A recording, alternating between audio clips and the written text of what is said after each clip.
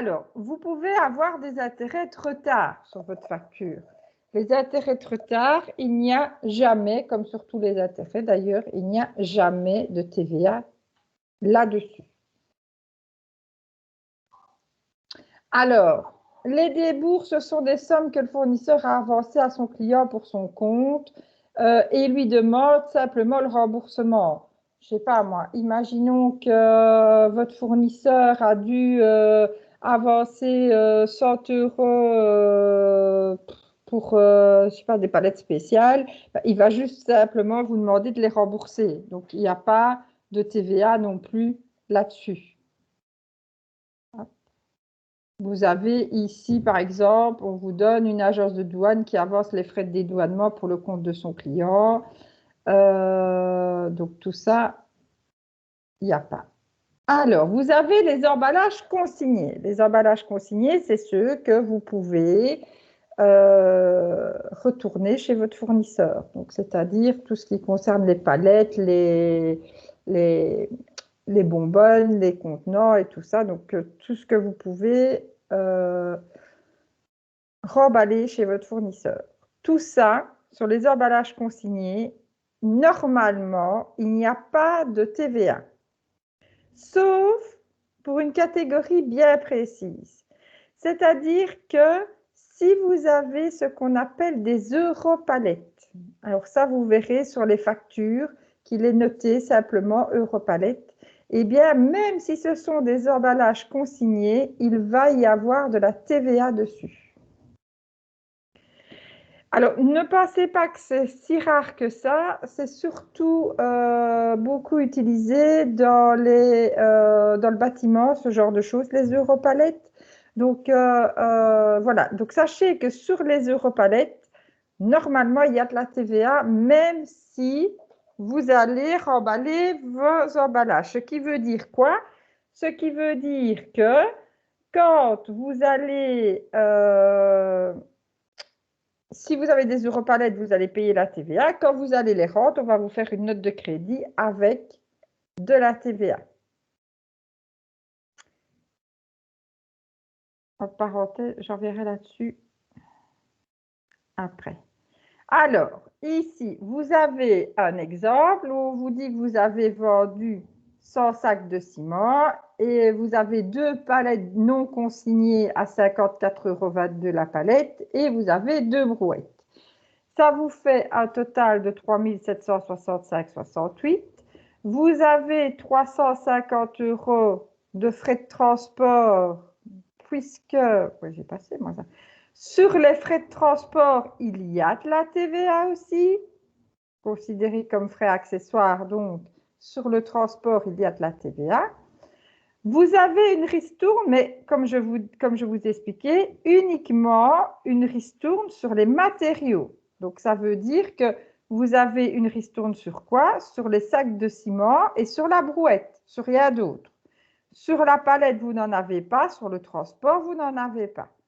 Donc, tout ça fait que vous avez une base imposable de 3 752 sur laquelle vous pouvez ajouter de la TVA. Vous devez, vous ne pouvez pas, vous devez ajouter de la TVA. Intérêts de retard, vous les ajoutez à la fin, puisqu'il n'y a pas de TVA là-dessus. Est-ce que ça va? Ah, merde, on n'a pas lancé l'enregistrement. Oh, va chier 1000 fois. Si, ah, merci. Si, il a démarré. Pardon. Ben voilà, on m'aura entendu 1000 fois, chier 1000 fois. Voilà. Hop. Attendez, je regarde parce que je pense que... Ben non. Je ne sais pas, moi. Mais qu'il y a des gens qui me disent des choses et puis ils ne disent rien, je ne comprends rien. Hop, je retourne là. Donc, est-ce que ça va pour ça? Est-ce que vous avez bien compris sur quoi vous devez calculer de la TVA et sur quoi vous ne devez pas calculer de TVA?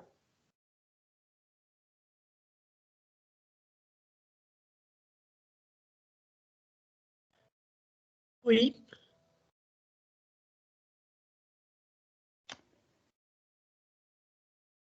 On vous parle d'une base imposable à l'importation Ben, vous savez bien que vous n'avez pas de TVA à calculer. Donc, si vous faites une importation,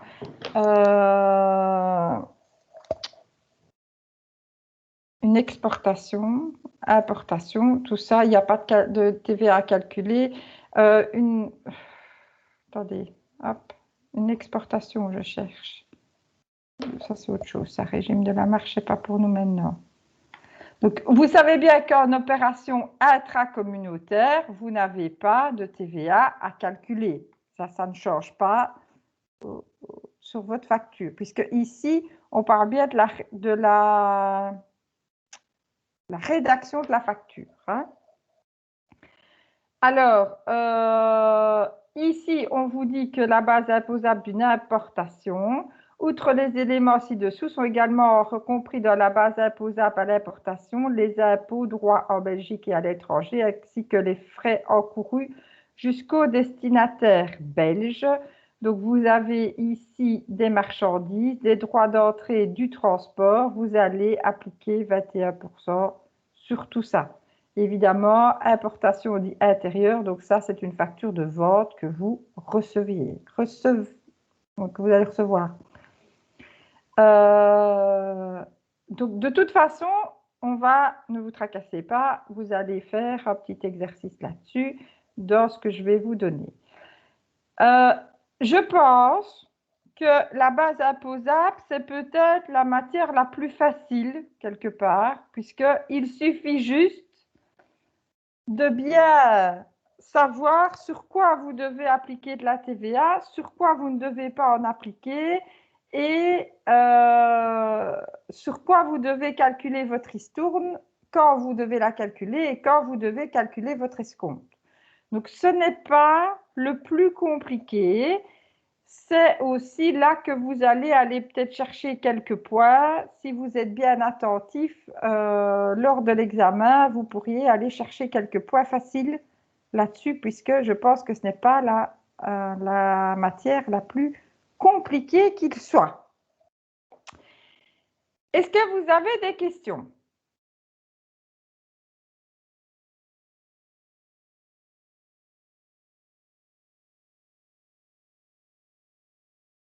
C'est bon pour tout le monde? Pour moi, c'est bon. Parfait. Est-ce que quelque chose que j'ai oublié de demander et que j'ai un trou de mémoire, est-ce qu'on a parlé des notes de crédit ou pas? Ok, on va faire ça tout de suite aussi. Je vais vous mettre un petit fichier d'un support de cours et on va voir ça. Je pense que le fichier y est, mais on n'en a pas encore parlé. Ah, j'ai mis déjà le fichier? Je crois.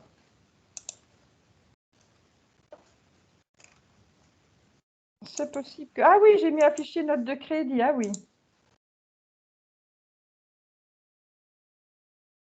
Je suis en train de regarder.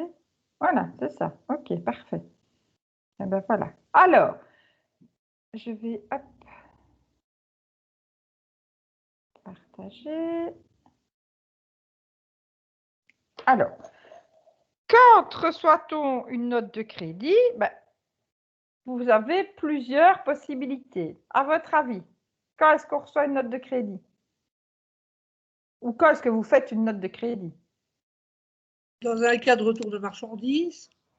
Oui, par exemple, des marchandises défectueuses et vous retournez les marchandises. Qu'est-ce que ça peut être aussi? Une erreur de facture. Une erreur de facture. On l'a vu aussi, ça peut être le retour de palette, d'emballage consigné. Vous allez faire une note de crédit. Alors, au niveau des cases TVA, si vous faites une note de crédit sur vente, donc c'est vous qui faites la note de crédit. En cas d'intracommunautaire, vous mettez la base en case 48. Si c'est une auto-liquidation sur travaux immobiliers, vous prenez la case 49. Toujours la base, toujours rien de plus. Si maintenant vous avez une note de crédit avec de la TVA belge dessus que vous avez fait, donc 6%, 21, 12, ce que vous voulez, à ce moment-là, la base va en 49 et la TVA que vous allez récupérer ira en 64.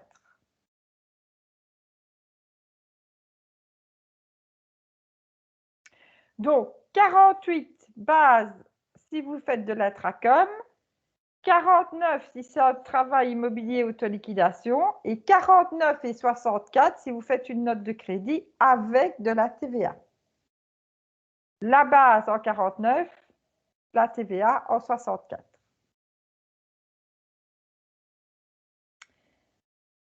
Maintenant, si vous recevez une note de crédit sur un achat, la base, vous allez la mettre en 85.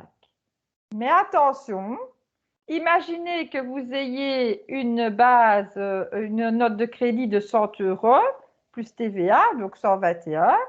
Vous allez mettre 100 en 85, mais vous allez déduire 100 de la case 80, 82 ou 83, suivant à quoi elle se rapporte. Et la TVA que vous devrez repayer, vous la mettrez en case 63. Ça, c'est si vous avez affaire à un fournisseur belge.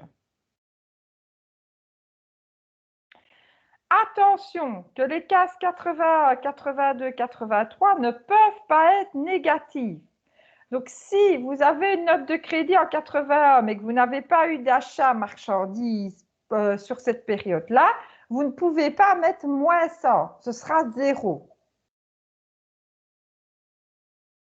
Donc, pas de montant négatif dans la déclaration TVA. Si vous avez affaire à un fournisseur intracom, ce sera la case 84. Et vous devrez déduire de la case 86 et de la case 81, 82, 83. Vous ne vous occupez pas de la TVA. Vous déduisez juste la base. En autoliquidation, c'est aussi la case 85. Vous déduisez de la case 82 et de la case 87. Il n'y a pas non plus à s'occuper de la TVA. Donc, la TVA, on s'en occupe quand vous faites une facture à un Belge et que vous devez calculer une TVA de 6, 12 ou 21%. Dans les autres cas, c'est la base imposable qui nous intéresse, mais pas la TVA. Donc, n'oubliez pas que vous devez déduire en achat de vos cases 80, 82, 83, 86, 87. Et n'oubliez pas que vous ne pouvez pas aller en dessous de 0.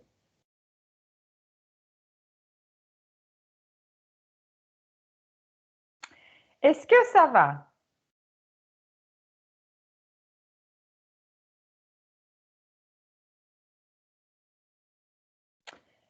Alors, méfiez-vous parce que c'est souvent là qu'il y a des problèmes. C'est souvent avec les notes de crédit.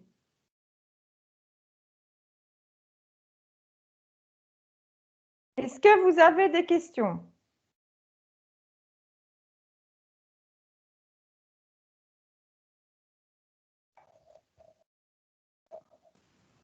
Pas pour le moment, on verra l'exercice. Eh bien, ça va être parti pour le petit exercice. Je vais vous mettre ça tout de suite. Je vous mets ça.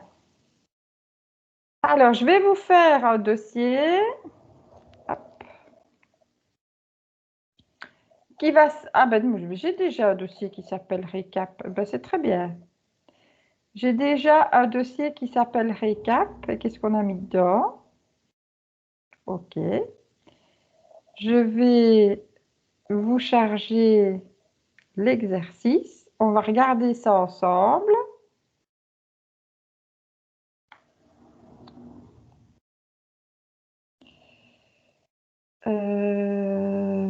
Voilà.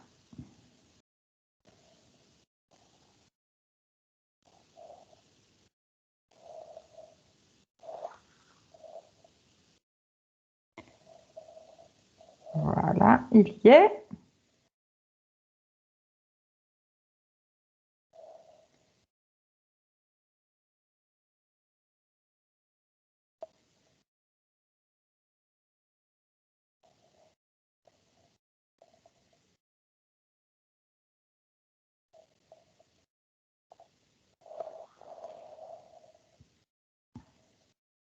Alors, cet exercice va ressembler quand même un petit peu à votre examen. OK? À quelque chose près, mais voilà, ça va quand même ressembler à votre examen. Alors, qu'est-ce que je vous demande? Je vous demande d'expliquer ce qu'est un assujetti mixte. Je vous demande de calculer la base imposable. Alors, quand je dis, je m'exprime mal, quand je dis calculer la base imposable, calculer la TVA aussi, hein. Allez jusqu'au bout de la facture, quoi, hein. Donc, je vous demande de calculer la base imposable pour la facture suivante et je vous donne tout ce qu'il faut. Je vous donne des prestations de services qu'on a fait la semaine passée. Je vous ai dit que vous alliez en recevoir quelques-unes. Donc, il y en a encore 2. Je vous demande d'expliquer la méthode 3 pour la déduction sur les voitures. Les 3 méthodes. Oui, la méthode 3, je ne sais pas, les 3 méthodes, j'ai mis. Oui, les 3 méthodes, pardon. Alors, un électricien effectue des travaux sur un immeuble. Expliquez les différentes possibilités en matière de taux TVA. Et je vous dis qu'un boulanger en société effectue les opérations suivantes.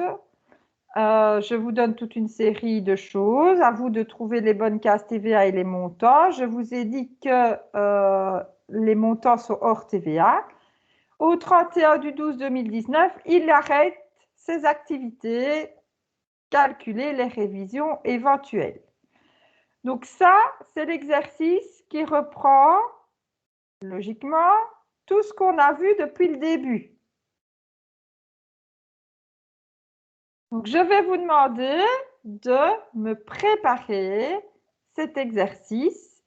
Je vais vous laisser travailler. Si vous avez des questions, ben, vous posez des questions. Essayez au maximum de vous mettre déjà en mode « je suis en examen ». Je fais mon examen, voilà. Si vous savez faire cet exercice-ci, il y a peu de chances que vous ratiez l'examen final. Mais c'est avec cet examen-ci aussi que vous allez voir ce qui pose problème et ce qui ne pose pas problème. Donc, faites-le sérieusement et vous verrez où il y a des petites choses qui coincent et ce qu'on peut revoir éventuellement. Ça va?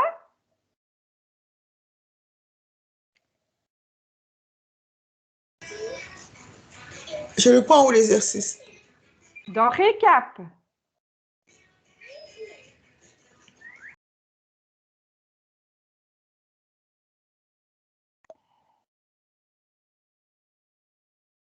Ça va, peux vous laisser travailler?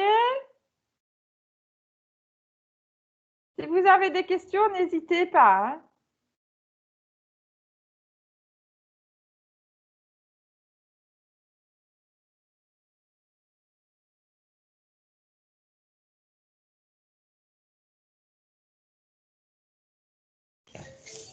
La dernière fois, vous avez dit que notre examen était maintenu le 28 mai, c'est ça? Oui, c'est ça.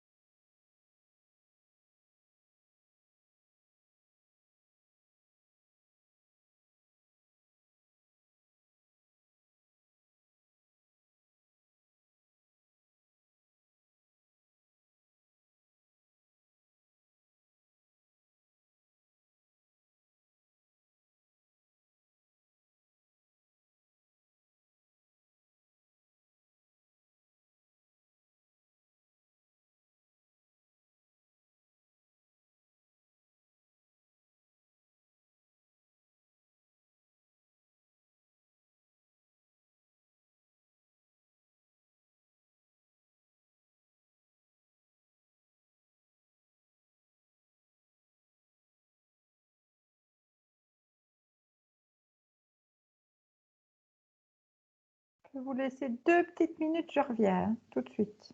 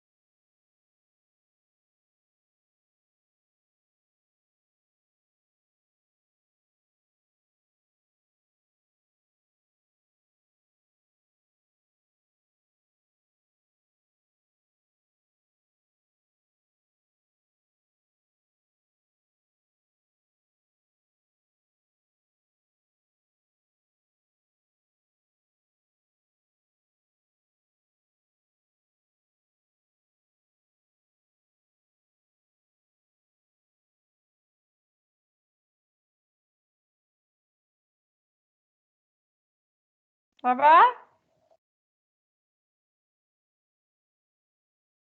Oui. Ça va alors.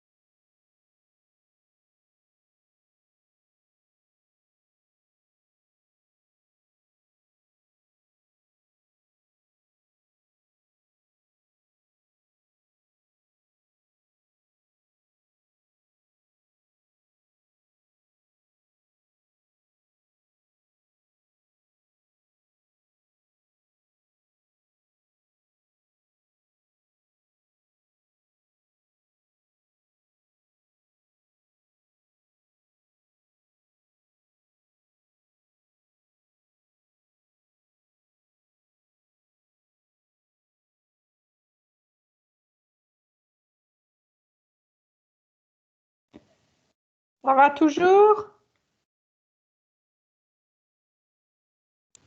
Ça va. Oui, ça va. On va dire que les prestations de service, c'est pas mon truc, mais ça va.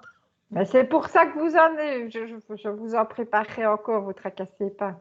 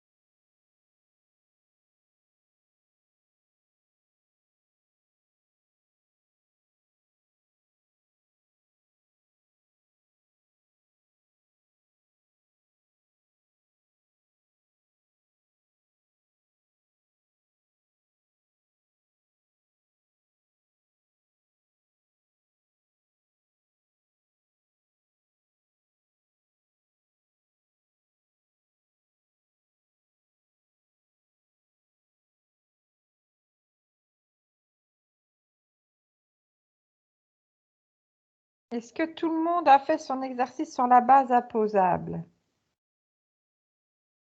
Oui. Oui. Donc, c'est ce qu'on a vu aujourd'hui. Je voudrais bien corriger ça aujourd'hui déjà. Alors, sur quel montant êtes-vous parti? Montant de base. 5550. 5550, c'est-à-dire 10 fois 500, 5 fois 100, ça fait 5500, oui, je dis bien 5500, plus 50 € d'emballage perdu.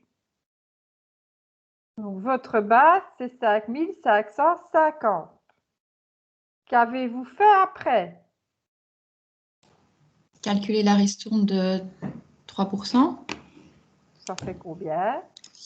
Ça fait 166,5. Donc, ça me fait une base imposable de 5383,50. Puis alors, calculer la TVA là-dessus. Né. C'est sur les marchandises. 165. Oui, 165. Le La montant ristourne de est accordée sur les marchandises, pas sur l'emballage.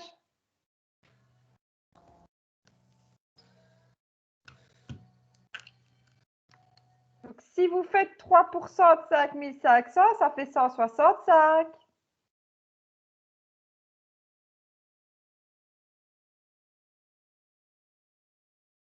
Oui ou non? Oui. Oui. Laura? Oui, c'est bon. Oui, ça va? Parce que comme Oui. ça n'est pas le même montant. OK.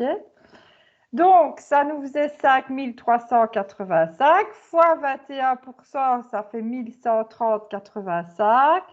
Vous aviez 1515,85 €. C'est un petit calcul facile ici, hein.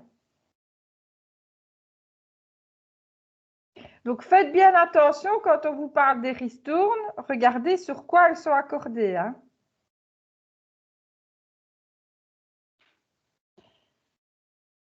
Alors, je reviens 2 minutes.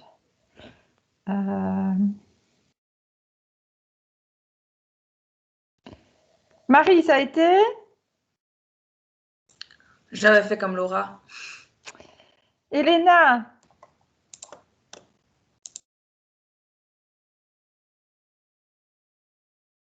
On a perdu Elena. Sandrine, oui, Sandrine, je dis bien.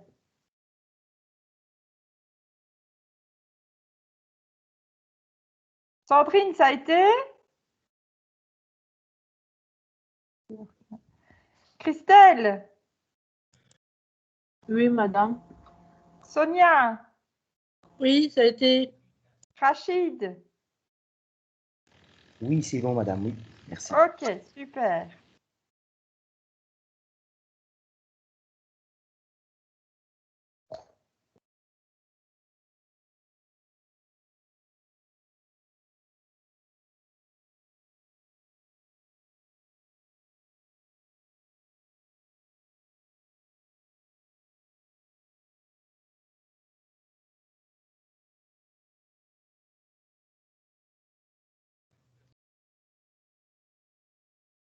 On peut corriger la prestation de service, s'il vous plaît? Si tout le monde l'a fait, pourquoi pas? Je ne suis pas contre. Je sais pas pour les autres. Ben non, j'attends. OK pour moi.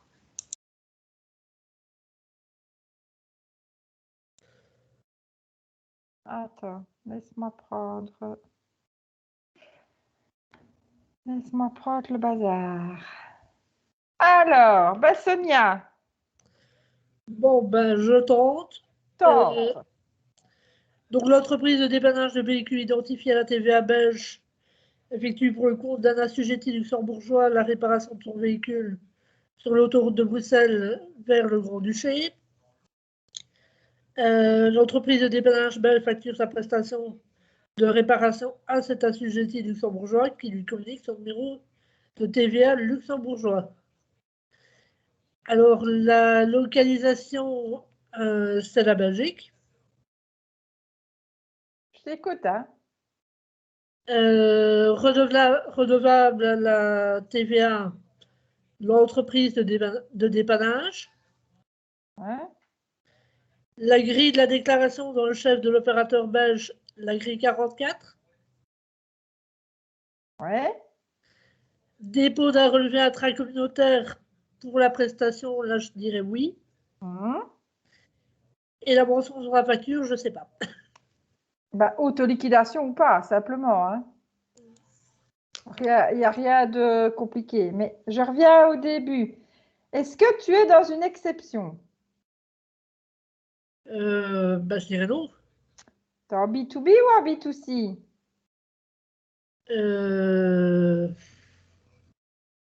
Je dirais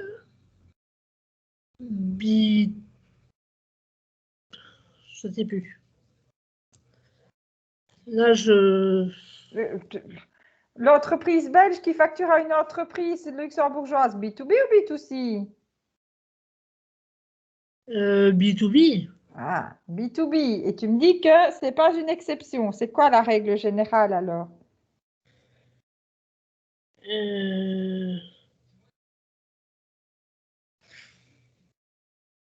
Alors là,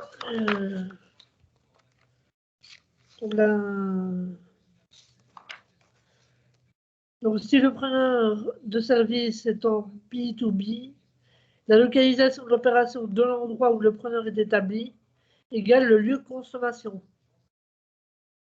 Alors, où est établi le preneur?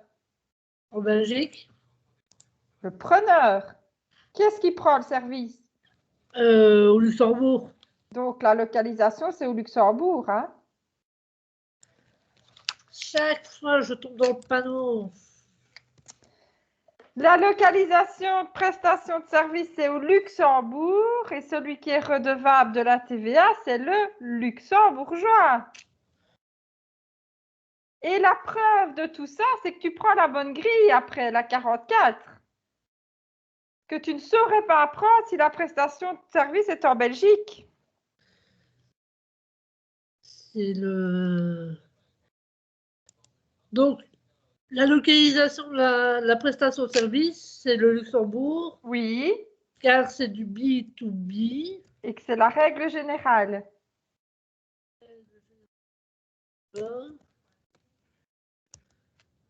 Le redevable est le luxembourgeois. Oui.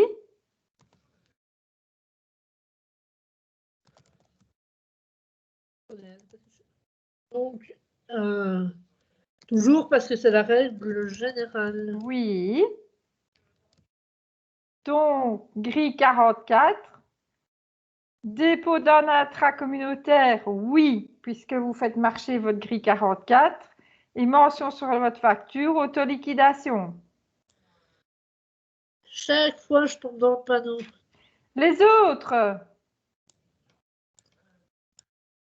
comment ça a été? Pour moi, c'était bon, celui-ci. Pour moi aussi.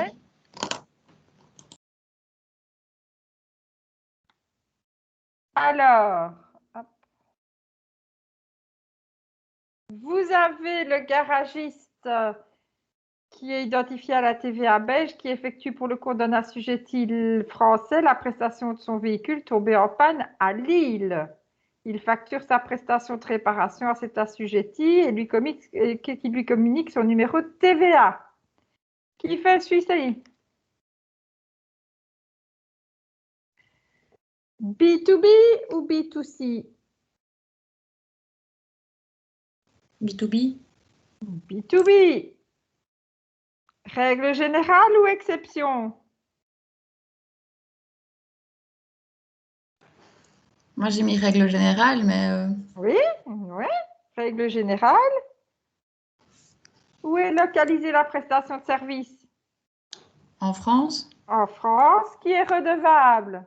la France, Français. La grille? 44 aussi. Oui. relevé, oui, et mention autoliquidation. Je me disais qu'il y avait sûrement un piège vu que c'était la Non. même chose qu'au-dessus. Donc J'ai du coup, tout ça fait. il m'a fait hésiter en Mais fait. tout le monde pense ça, tout le monde. Tout le monde voit des pièges où il n'y en a pas.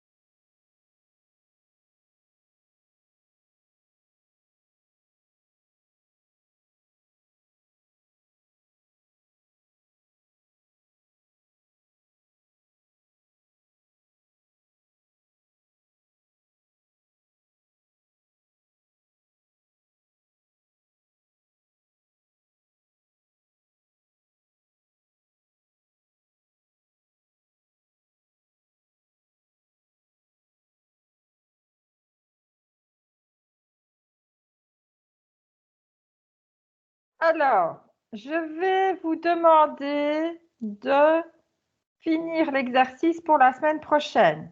OK? Je vais essayer de préparer pour la semaine prochaine ou pour la semaine suivante. De toute façon, vous aurez encore des prestations de service. Ça va? Je vais regarder ce que j'ai en stock. Donc, de toute façon, vous ferez encore des exercices. Ne vous tracassez pas pour ça. Il faut encore qu'on voit aussi tout ce qui est, enfin vous verrez, je vous mettrai aussi un petit fascicule avec ce qui est déductible et ce qui ne l'est pas pour ce qui est les cadeaux d'affaires et tout ce genre de choses, vous verrez. Donc, je vais vous demander de préparer donc l'exercice, de le finir. Comme je vous ai dit, faites-le comme si vous étiez en examen. La semaine prochaine, on va le corriger et la semaine prochaine, vous me direz ce qui va, ce qui ne va pas, ce qu'il faut revoir. Faites attention avec le dernier exercice aussi, calculer les révisions et vos cases TVA. Faites bien attention à cet exercice-là. Soyez précis, réfléchissez, n'allez pas trop vite. Et donc, vous me direz ce qu'il faut revoir absolument avant l'examen ou les choses que vous voulez, un exercice supplémentaire pour l'examen, ce genre de choses. Ça va? D'accord. Donc, faites-le de manière sérieuse. Parce que je vous dis, si vous réussissez à faire ça, voilà, ça va passer. Si ça coince, ben, il faut le dire. Donc, faites ça de manière sérieuse. Ça va? Ok. Eh ben, on fait comme ça alors. Parfait. Je vous laisse travailler tranquillement. Merci.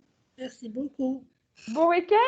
Également, merci. Merci. Bon week-end à vous aussi. Bon week-end. Merci, bon week-end.